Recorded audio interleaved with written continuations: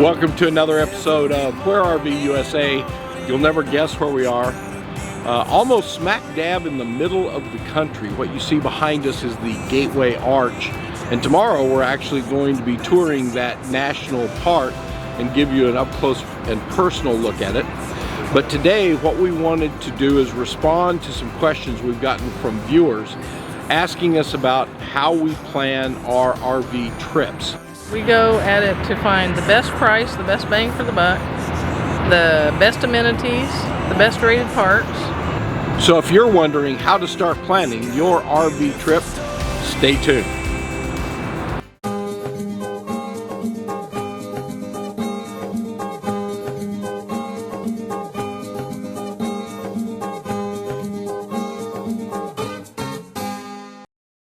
Welcome back. We're here in our massive planning chamber to begin to plan the next leg of our journey. We were talking before we started recording about what we're really enjoying about the RV life. Now that we're a year into it, there's a lot of experiences that we are discovering that we never realized before we actually jumped in a big box and started driving it around the country. The ability to see a lot of different parts of the country that we had driven through or flown over. Never spent enough time to actually take time to go down the little country roads or off the beaten path to find the real people that live there. And that's the key, the real people. Everybody knows, I think, that this country has got tremendously beautiful areas. But it also has some tremendously beautiful people. Yeah. And we have really enjoyed that part. Today, what we're going to do is show you how we choose the best place to stay on the next leg of a trip. So we go through a lot of steps and try and find the most cost effective, plus the most amenities for the price, and in a location that has a lot of space around it so we can explore without having to move a lot. We've got a few rules that we follow. The first is to try and never move the bus more than 300 miles a day. It's stressful in a Class A moving, especially if it's a windy day or it's busy traffic or Lots of road construction. Road construction, that's exactly. A lot of that lately because everybody's trying to get it done before winter. Driving can be stressful. Navigating can be stressful because Val handles all of the logistics of getting the bus from point A to point B, and I actually get the bus from point A to point B. So for her, making sure that if she's choosing a place to get gas, that we can get in and get out. Finding a place to eat, understanding the logistics of getting to a place on time before they happen to close their offices if it's on a weekend or it's a small RV park. And we have some of the affiliations that we have discounts available, so look in the comments below with the links and you'll see discount codes on some of the clubs and organizations. For those of you that use diesel, if you've got a diesel rig, either you're a fifth wheel with a diesel truck or you've got a Class A diesel, stick around till the end because we're going to show you an incredible discount card that will save you time, it'll save you money, and it will help you keep track of your fuel expenses. All right, the first step in our planning is to try and determine a route we want to take. Since we've got a rule of moving the bus 300 miles a day, I created a little template that I can use. This big circle represents 300 miles on this map. The small circle that you see here is 150 miles, and we use it for day trip planning. To give you an example of what that looks like, if I put this circle up here on St. Louis with an intent ultimately of getting over to North Carolina, for instance, I can quickly see that 1, 2, 3, it'll be about a 3-day trip to get to North Carolina. In this particular case, if we want to choose places to see along the way, by placing this on St. Louis, I noticed that Nashville is within this 300-mile range, And since we've always wanted to go to Nashville, that's probably going to determine the initial leg of our trip. All right, now that we know where a stop is, we can use that as an example of how to plan. We're going to work with Nashville, Tennessee, and the first thing I want to talk about is memberships. I strongly recommend that if you're going to full-time, you consider one of the major programs for full-time RVing, like the program we use is Coast to Coast, which has a affiliation and a partnership with Good Sam's, or Thousand Trails, which is part of the Encore program, and they've got different levels of places that you can stay. Check into those packages. Most of them will allow you to stay either 1 week or 2 weeks at a time, either for low cost or no cost, depending on the program. And how it works is you either pay up front with a large annual renewal fee, or you have a small annual fee with a payment for every night you stay. For Coast to Coast, it only costs us $100 to renew every year. Staying at a Coast to Coast resort only costs us $10 a night. So let's take a quick look at Coast to Coast, what options are available, and the choices that you have. So this is the Coast to Coast website. It gives you an opportunity to explore the Coast to Coast campgrounds plus or good neighbor properties. We start by choosing to find a resort.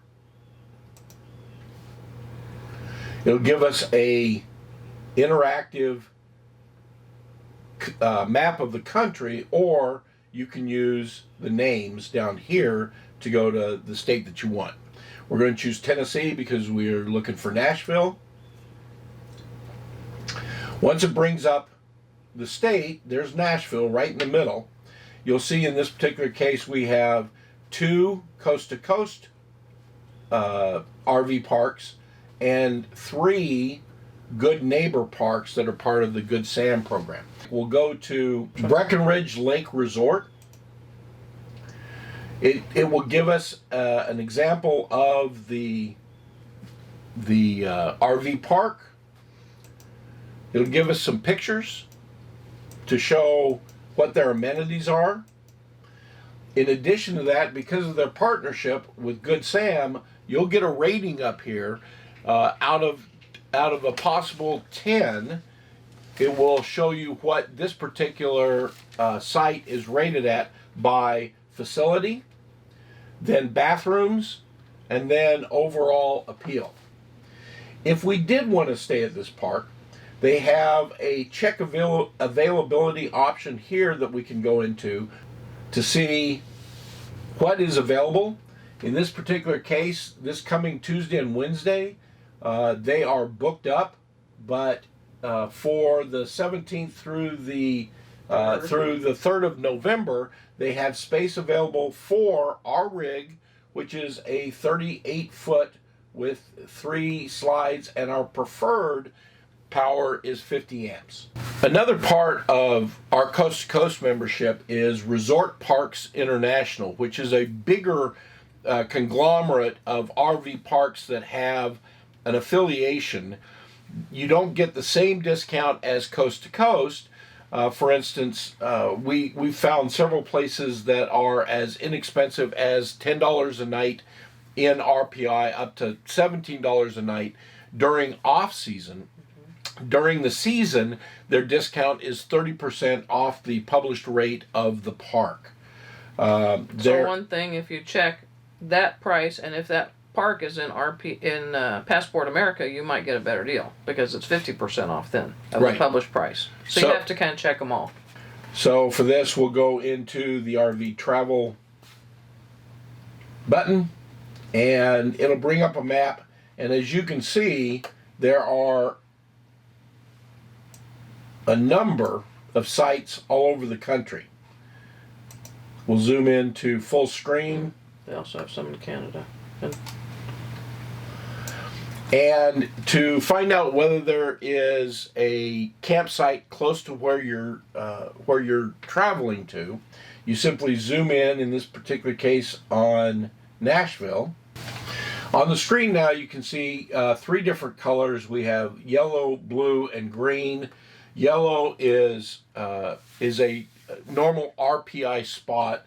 A blue one is an RPI preferred, so that tends to be kind of an upgraded campground if you can get into them. And sometimes the discounts aren't as high for the RPI preferred, but it tends to be a nicer stay. And then the green ones are simply additional discounts. So they've got some agreement with the campground to give you additional discounts for nights that you stay if you're an RPI member. Indian Creek Campground. Click on the little button and it'll give you an Explore or Reserve option. Explore will take you to the information on that particular campground. As you can see, it tells you what your maximum length is, the amperage the highest number amperage that the boxes will have, and then what its dates of operation. This particular one is available year-round.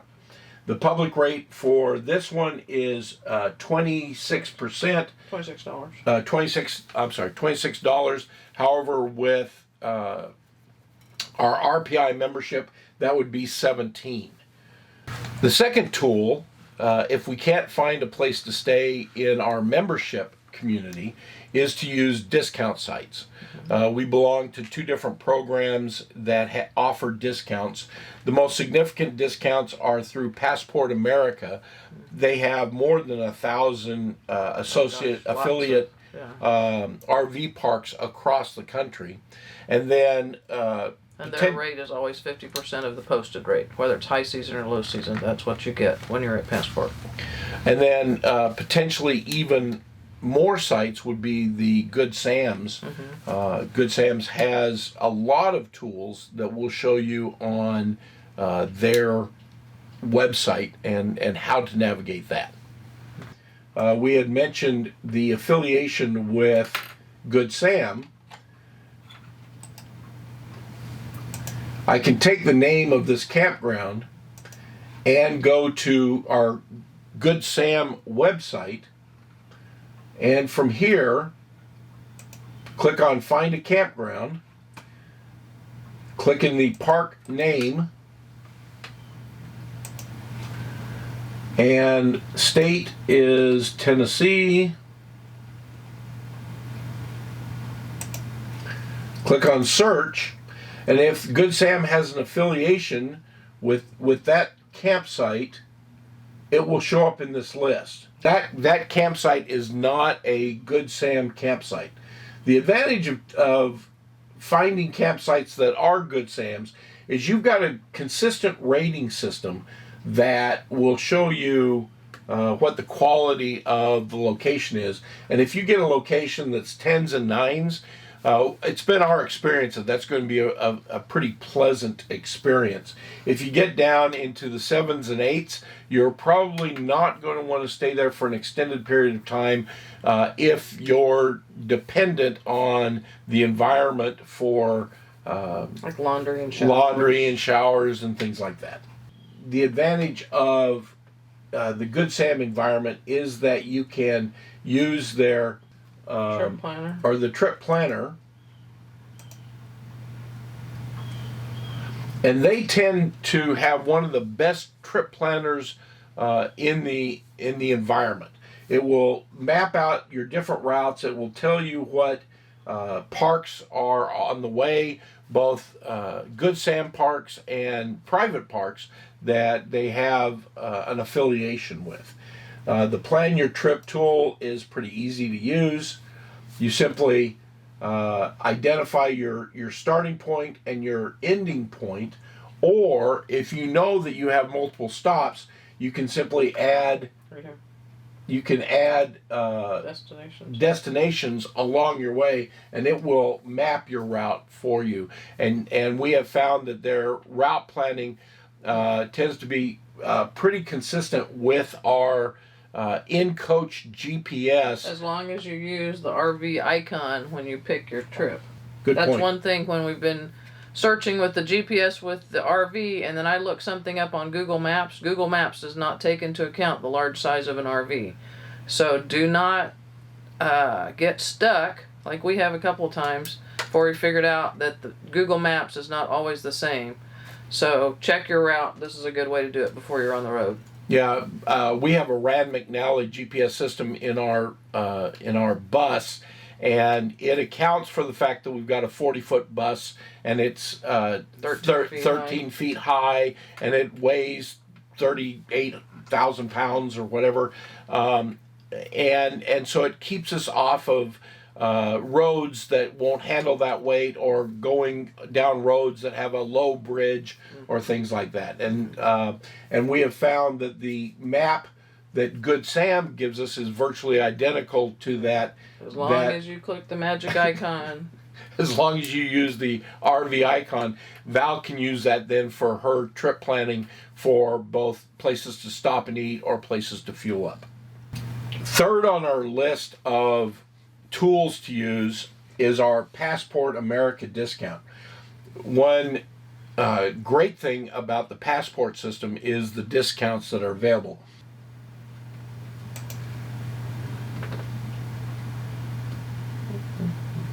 As you can see, there are several campgrounds here that that participate in this program. By clicking on any one of the dots, for instance, you see that there's several that are pretty close to Nashville. It'll give us the name of the campsite, and so we can go down here, find the campsite that was identified by the marker, and go to that website to get detail on it. It'll show us the rate, $20 a night, contact information for making reservations and finding out more about the park. Shows you the different amenities for the park, how many sites there are, the different hookups, and any important notes that they want you to note. For instance,